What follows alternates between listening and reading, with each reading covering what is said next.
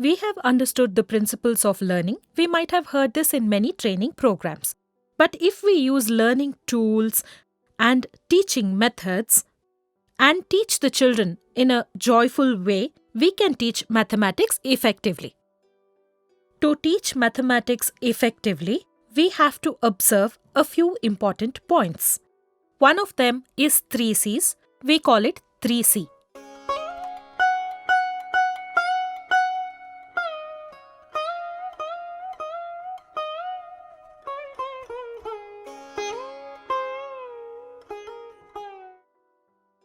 First among them is constructivism. That is, we call it constructivism.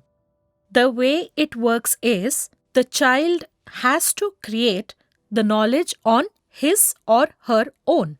As we normally see in traditional teaching, what we do is teachers transfer their knowledge to the students.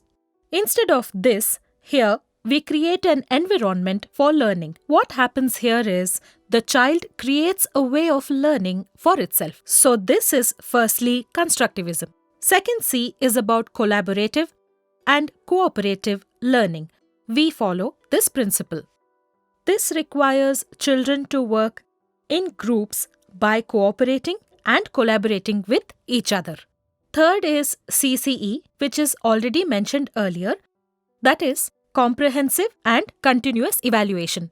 So comprehensive and continuous evaluation, these are 3 C's. Using these 3 C's, we can easily learn mathematics. Firstly, it is constructivism. Let us see what it is. In this method, we have to give the children some teaching and learning material and create an opportunity to form their own knowledge. When children solve problems using a variety of teaching and learning materials, they can create their own knowledge about mathematics in their own way. This is learning with constructivism. While using constructivism, facilitators have to observe the children. They should not teach them anything. Instead, they should give an opportunity for the children to create their own knowledge. Even if they make mistakes, teachers should not correct them. What the facilitators can do is ask them, why did you do that? What can be done? By asking such questions, facilitators should make them aware of the mistake. So, this is our job as a facilitator.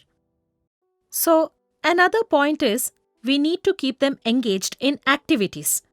Only if we give them activities can they construct the knowledge. Construction of knowledge does not happen in a short time, so we have to give them more opportunities for that. Also, we have to take them towards higher order thinking. So when they are doing the activities, are they thinking on a higher level? We need to observe that. When we give them these opportunities, constructivism can happen. So facilitators have to keep these points in mind while teaching.